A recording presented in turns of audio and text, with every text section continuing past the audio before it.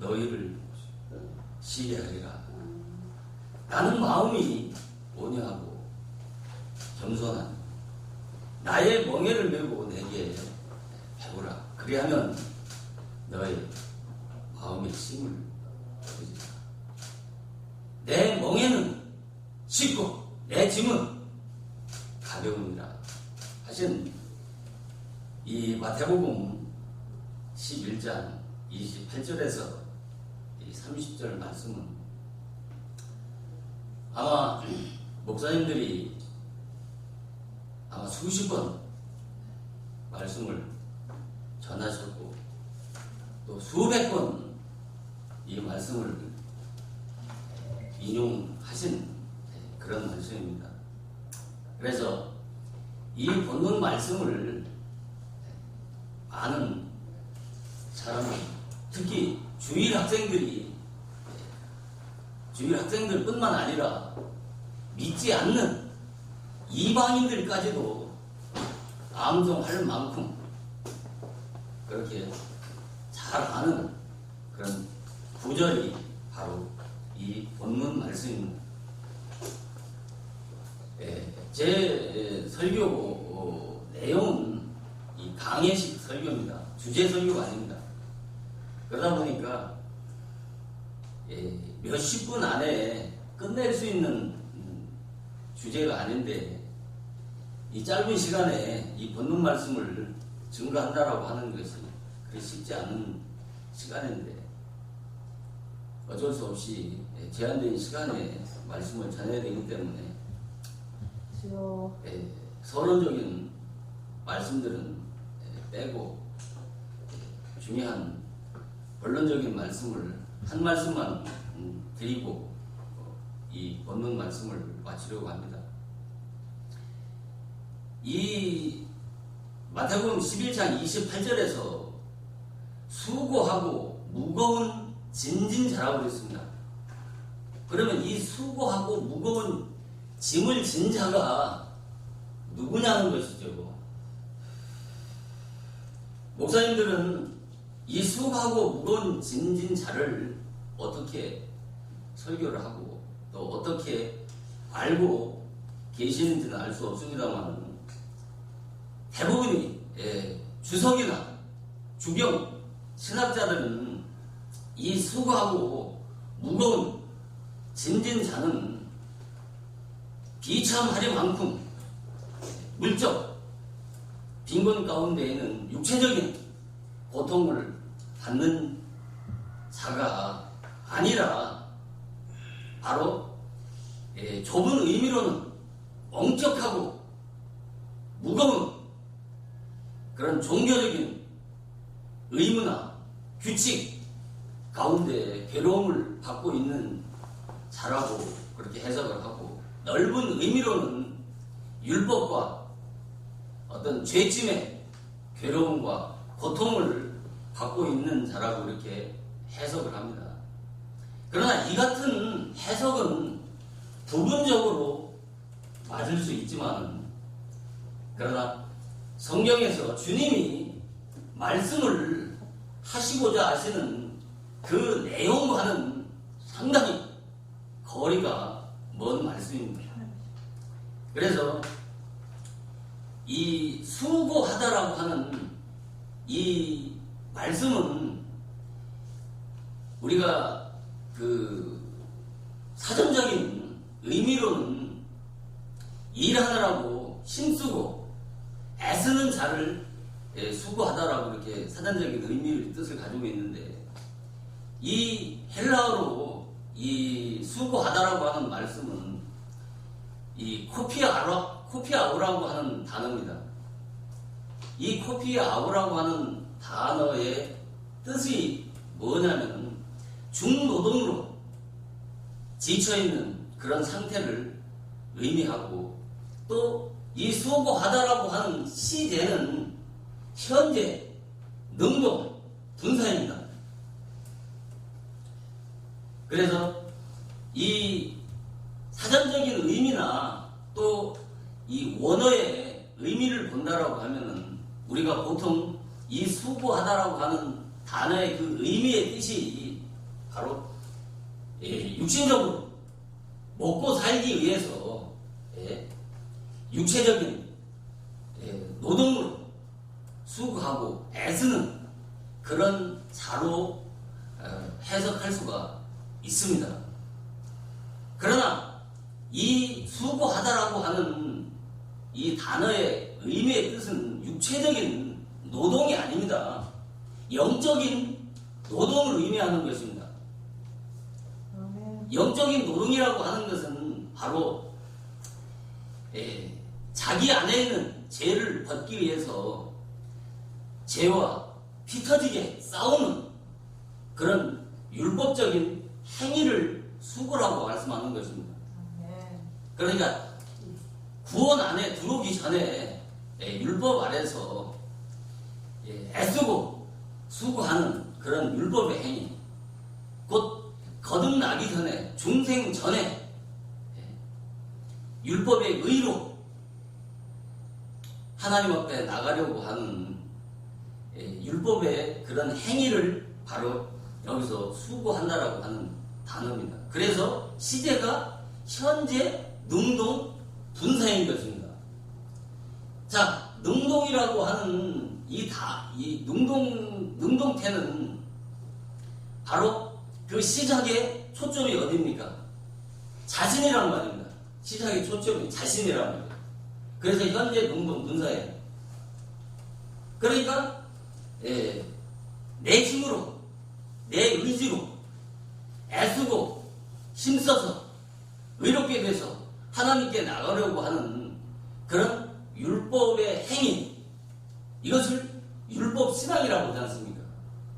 그런데 여기에서 무거운 짐진자라고 하는 것은 완료 수동 분사입니다. 이것은 시작의 초점이 어디입니까? 자기가 아니고 제 3자입니다. 3자. 그래서 이 무거운 짐을 진 자라고 하는 것은 바로 어떤 그 짐을 가득 실은 상태를 의미하는 것입니다. 그러니까 어떤 무거운 돌로 짓눌러서 일어설 수 없는 그런 상태. 그래서 3자의 도움이 필요한 자를 무거운 짐을 진 자라고 이렇게 말씀을 하는 것입니다. 그래서 이 무거운 짐은 자신의 힘으로 벗어날 수 없는 자기 자신 안에 있는 그 무시무시한 죄를 바로 무거운 짐이라고 하는 것입니다. 그래서 먼저는 자기가 이 죄를 벗어나려고 하는 수고가 선행이 돼야 내 안에 그 무시무시한 죄짐을 깨달을 수가 있는 것입니다. 그래서 율법 신앙 아래서 죄를 벗기 위해서 영적인 수고와 노력, 영적인 그 노력과 수고를 하는 자가 율법 신앙의 최정점인 구원의 문턱까지 성장한 자를 무거운 짐진자라고 이렇게 말씀을 하는 겁니다. 그러면 율법 신앙은 뭐고 죄에서 벗어나려는 영적 투쟁과 노력은 무엇이고 율법 신앙의 최정점인 구원의 문턱까지 성장한 자는 누구냐는 것이죠. 이 말씀을 드리려면 상당히 많은 시간이 필요한데 우리가 왜 자기 안에 있는 그 무시무시한 그 죄짐을 무거운 짐을 진 자라고 말씀을 하느냐면 우리가 처음 교회에 나와서 하나님의 뜻대로 살려고 하는 그런 마음의 소원을 갖고 어떤 죄를 이기고 또 거룩하게 살려는 그런 마음의 소망과 갈망을 갖고 신앙생활을 시작하지 않습니까? 그러나 거듭나지 못한 인간은 절대 주님의 뜻대로 살 수가 없는 것입니다. 왜 거듭나야 되느냐라고 하는 예수님이 말씀하신 요한복음 3장 5절에 이 말씀은 육신이라고 하는 이 거듭나지 못한 인간은 죄를 이길 수 없고 하나님의 뜻대로 절대 살 수가 없는 것입니다. 왜 인간에게 율법을 주셨느냐는 거죠. 제가 목사님들한테 이런 말씀을 한번 드리면 어떤 선입관을 가지고 어떤 좀 의심의 눈초리로 보낼 수도 없지 않아 있을지 모르겠지만 율법을 모르면 예수를 믿을 수가 없는 것입니다. 율법을 받은 자만이 예수를 믿을 수 있다라고 하면 이해하기가 상당히 어려울 수 있습니다. 왜 그러냐면 오늘의 한국 교회가 율법하면 무조건 이 선입 주관을 가지고 율법주의라고 하는 이러한 판단부터 왔기 때문에 바로 이러한 말씀을 전하면 그런 의심의 눈초리를 보낼 수밖에 없는 것입니다. 율법이라고 하는 것은 왜 인간에게 율법을 주었냐면, 자, 이 말씀을 잠깐만요. 이 거듭나지 못한 인간은 율법을 지킬 수가 없는 것입니다. 그러면 왜 율법을 주냐냐 말이에요. 육적인 이스라엘에게만 율법을 허락하는 것이 아니고 영적 이스라엘에게도 동일하게 율법이 필요한 것입니다. 인간은 율법과 계명의 뜻대로 살려고 애쓰고 힘써보지만